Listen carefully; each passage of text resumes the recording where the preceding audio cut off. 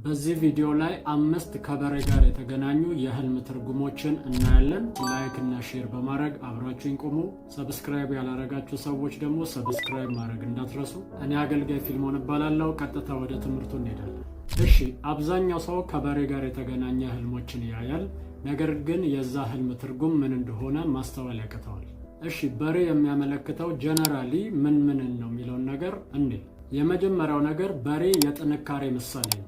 አይታችሁ ከሆነ እርሻ የሚታረሰው ለብዙ ዘመን እስከ ዛሬ ድረስ በበሬ ነው። በሬዎቹ እጅግ በጣም ጠንካራና ብርቱ ስለሆኑ በጣም ትልልቅ እርሾችን እንኳን በበሬ ኃይል ታርሰው እናያለን። ስለዚህ በሬዎች በጣም ጠንካራ ከሚባሉ እንስሶች መካከል ናቸው። ሁለተኛ ደግሞ በሬ የሚያመለክተው የፋይናንስ ህይወታችሁን ነው። ለምን ሲባል መጽሐፍ ቅዱስ ላይ ስለ አብርሃም ሲናገር እንደዚህ ይላል፣ አብርሃምም በብር በወርቅ በከብትም እጅግ ባለጠጋ ሆነ ተብሎ ተጽፏል። ስለዚህ ከብት የሀብትና የንብረት መለኪያ ነው። አሁንም ብትሄዱ ገጠር አካባቢ የሚለካው ሀብታቸው አንዱ በበሬ ነው፣ ወይም ባላቸው የከብት መጠን ነው። ብዙ ከብት ያላቸው ሰዎች እጅግ በጣም ባለጠጋ ይባላሉ። ሌላም ፓርት ላይ ደግሞ መጽሐፍ ቅዱስ ላይ ስናይ ፈርዖን ያየው ህልም ነበር አይደለ? የከሱና የወፈሩ ላሞች ብሎ ስለ ከብት ሲናገር ነበር። ያንን ነገር ዮሴፍ ሲተረጉመው ምንድነው ያለው? ይሄ የጥጋብ ዓመት ነው፣ የረሃብ ዓመት ነው ብሎ ነው የተረጎመው። ስለዚህ ፋይናንሻል ነገር እንደሆነ ግልጽ አድርጎ ተርጉሞታል። ሌላ በሬ የሚያመለክተው የአጋንንትን ኃይል ነው። ስለዚህ እንን መሰረት አድርገን የሚከተሉትን 5ቱን ህልሞች በዚህ መሰረት እንፈታቸዋለን። የመጀመሪያው አብዛኛው ሰው የሚመለከተው ምንድነው? በሬ ሲያባረው ወይም ደግሞ በሬ ሲወጋው ይመለከታል። ይሄ የሚያመለክተው በህይወታችሁ ላይ ጥቃት ሊያደርስባችሁ ያለ የሰይጣንን ኃይል ያመለክታል፣ ወይም ህይወታችሁ ላይ ያለን ውጊያ ያሳያል።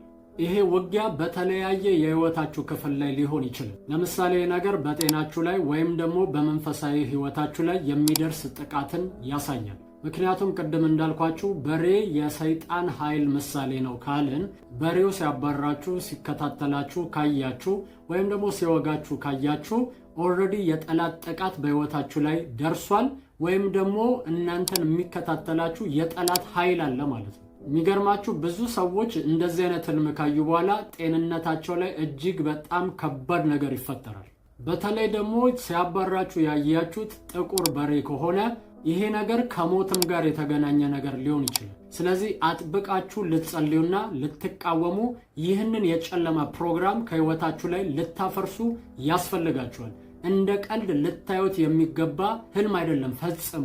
ስለዚህ መንፈሳዊ ህይወታችሁ ላይ ጤንነታችሁ ላይ አጥብቃችሁ ልትጸልዩና ትኩረት ልትሰጡ ያስፈልጋችኋል። ሁለተኛ ደግሞ አልገራም ያለ ወይም ደግሞ የደነበረ በሬ ካያችሁ ይሄ 2 ነገሮችን ያመለክታል። የመጀመሪያው ልትቆጣጠሩት ያልቻላችሁ ውስጥ እናንተ ውስጥ ያለ ትክክለኛ ያልሆነ ኃይል ወይም ባህሪ ያለ። ለምን ይህንን ነገር ቅድም እንዳልነው በሬ የኃይል ወይም ደግሞ የጥንካሬ ምሳሌ ነው ብያችኋለሁ። ስለዚህ በሬው አልገራ ካለ ወይም አልያስ ካለ ህይወታችሁ ላይ ያለ ልትቆጣጠሩት ያልቻላችሁት መጥፎ ባህሪ ያላችሁ ማለት ነው። የበዓል ቀንም የተለያየ ፕሮግራም ላይ በሬ ገዝተው ሰዎች መንገድ ላይ እየሄዱ እያለ በሬዎች ይደነብራሉ። በዛ ሰዓት እነዛን በሬዎች ማንም ሊቆጣጠራቸው አይችልም።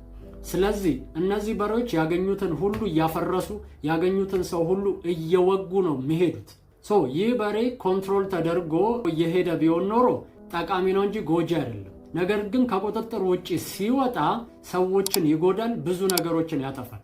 ስለዚህ ህይወታችሁ ላይ ያለ ብዙ ነገሮችን የሚያጠፋ ነገር ግን ልትቆጣጠሩት ያቃታችሁ ኃይል ወይም ደግሞ ባህሪ ያላችሁ ይህንን ነገር ምን ማድረግ አለብኝ ካላችሁ በእግዚአብሔር ፊት ተንበርከካችሁ ይህንን ኃይላችሁን እግዚአብሔር እንዲቆጣጠረውና እንዲገዛው ልታረጉ ያስፈልጋችኋል። ሁልጊዜ በእግዚአብሔር እጅ ስር ልትገዙና ልትሸነፉ ያስፈልጋችኋል። ለዚህ አንድ የሚጠቅማችሁ ነገር ምንድነው?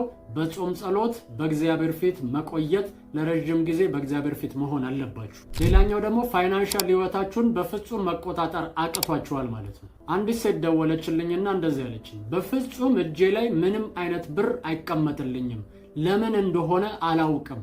ብሩ የት እንደገባ እንኳን ግራ ነው የሚገባኝ። ደሞዝ በመጣ በትንሽ ቀን ውስጥ ብድር እጀምራለሁ አለች። ምን ማድረግ ነው ያለብኝ ብላ ጠይቃኝ ነበር። ስለዚህ አንዳንድ ሰዎች ፋይናንሳቸውን በፍጹም መቆጣጠር አይችሉም። የት እንደሚያስገቡት የት እንደሚያረጉት እንኳን አያውቁም። ካልኩሌት ሲያረጉት ያወጡት ወጪና እጃቸው ላይ የነበረው ገንዘብ ፈጽሞ አይገናኝም። ነገር ግን ብር ደግሞ እነሱ ጋር አይበረክትም። እነዚህ ሰዎች ምናልባትም እንደዚህ አይነት ህልሞችን በተደጋጋሚ ሊያዩ ይችላሉ። ፋይናንሻል ህይወታችሁን መቆጣጠር አቅቷችኋል ማለት ነው። ምን ማድረግ አለብኝ ካላችሁ በእግዚአብሔር ፊት ልትጸልዩ ያስፈልጋችኋል። እግዚአብሔር ፋይናንሻል ህይወታችሁን እንዲቆጣጠር፣ እግዚአብሔር እያንዳንዱን ነገራችሁን እንዲገዛና ነገራችሁን እንዲባርክላችሁ ልትጸልዩ ያስፈልጋችኋል። ሶስተኛ ደግሞ የታሰረ በሬ ወይም ደግሞ የተኛ በሬ ካያችሁ ይህ የሚያመለክተው በህይወታችሁ ላይ ያለ ኃይል ከናንተ እንደሚወሰድና ጠላት ኃይላችሁን ሊሰብር እንዳለ የሚያመለክት ነው። ምክንያቱም በሬ ተኝቷል ማለት ውስጡ ያለውን ኃይል እየተጠቀመ አይደለም፣ ወይም ደግሞ ባለው ጉልበት መጠን እየሄደ አይደለም፣ ወይም ደግሞ ከታሰረ ተይዟል። ማድረግ ያለበትን ነገር ሊያረግ አልቻለም። መስራት ባለበት ልክ ሊሰራ አልቻለም።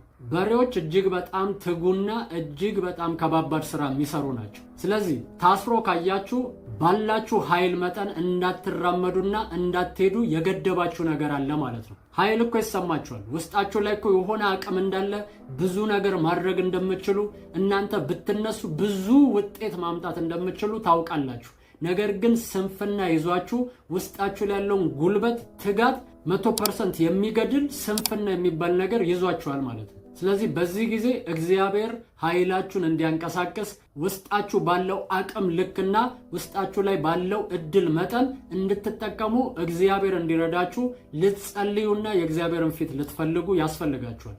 አራተኛው ደግሞ የተጠመደ በሬ ስታዩ ይሄ 3 ነገሮችን ያመለክታል። የመጀመሪያው ከትዳር ህይወት ጋር የተገናኘ ነገር አለው። ስለዚህ ሁለቱ በሬዎች ተጠምደው በሰላም ቆመው ወይም ደግሞ እየሰሩ ካያችሁ የትዳር ህይወታችሁ ሰላም እንደሆነ ያመለክታል። ሁለተኛው ደግሞ የእግዚአብሔርን ስራ ለመስራት ዝግጁ እንደሆናችሁ ያመለክታል። ይህንን እንዴት አልክ ካላችሁኝ ማቴዎስ 11 ቁጥር 28 ላይ ሄደን እናነባለን። እንደዚህ ይላል፣ እናንተ ደካሞች ሸክማችሁ የከበደ ሁሉ ወደ እኔ ኑ፣ እኔም አሳርፋችኋለሁ።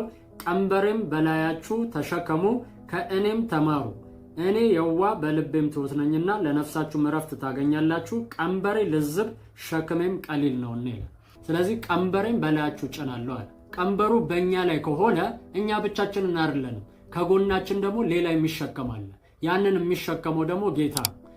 አብረን ለስራ እንደተዘጋጀንና የእግዚአብሔርን ስራ ለመስራት ዝግጁ እንደሆንን ምልክት ነው ማለት ነው። ሌላኛው ግን በሬዎቹ እርስ በርስ ሲጣሉና ሲዋጉ ካያችሁ ኦልሬዲ የትዳር ህይወታችሁን በአንድነት የተጠመዳችሁበትን ሌላም ጓደኝነት ሊሆን ይችላል፣ በተለያየ መንገድ ያላችሁን ህብረት ሊመታ ያለና እንዳትስማሙ እንዳትግባቡ ሊያረጋችሁ ያለ የጠላትን ኃይል ያሳያል። በዚህ ጊዜ ነቅታችሁ ልትቃወሙ ያስፈልጋችኋል። ወይም ደግሞ ባላችሁ በትዳር ህይወታችሁም ሊሆን ይችላል፣ በጓደኞቻችሁ መካከል ራሳችሁን ፕሮቴክት ልታደርጉና በሰላም ልትኖሩ ያስፈልጋችኋል ማለት ነው። የመጨረሻው ደግሞ የከሳ በሬ ወይም ደግሞ የታመመ በሬ ስታዩ ቅድም እንዳልኳችሁ ዮሴፍ ለፈርዖን ህልሙን ሲተረጉምለት የከሱት ላሞች የረሃብንና የድርቅ ዘመንን ያመለክታሉ ብሎታል።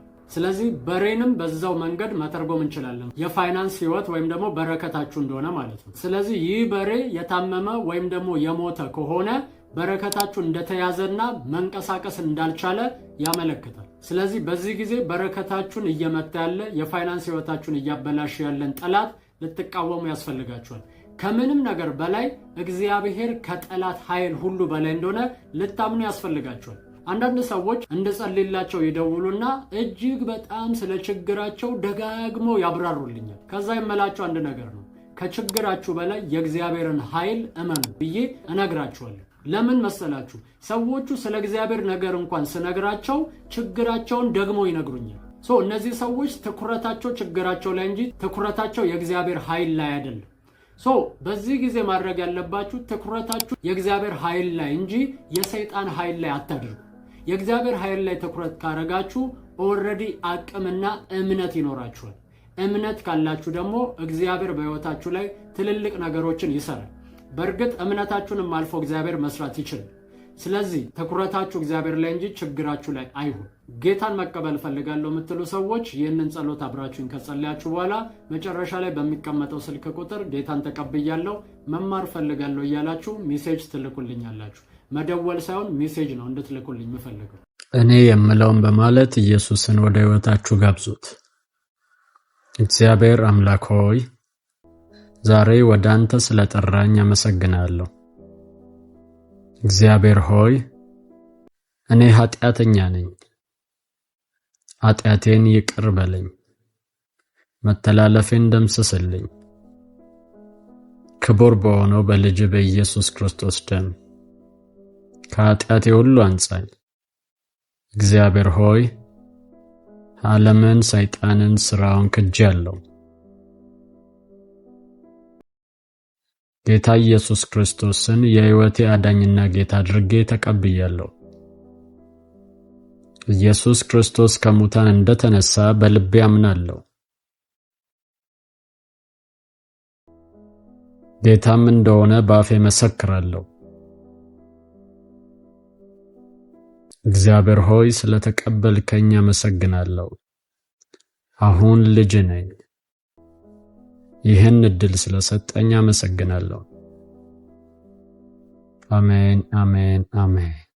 አሁን ጌታን እንደ ግል አዳኛችሁ አርጋችሁ የተቀበላችሁ ሰዎች ትምህርት ለመማር በዚህ ስልክ ቁጥር ደውሉልኝ 0920 9996 42። ተባረኩ። ተባርካችኋል፣ ተወዳችኋል ቅዱሳን። እኔ አገልጋይ ፊልሞን ነኝ። ይህንን ቪዲዮ ለብዙዎች ሼር በማድረግ አብራችሁኝ አገልግሉ። ወዳችኋለሁ። ሻሎም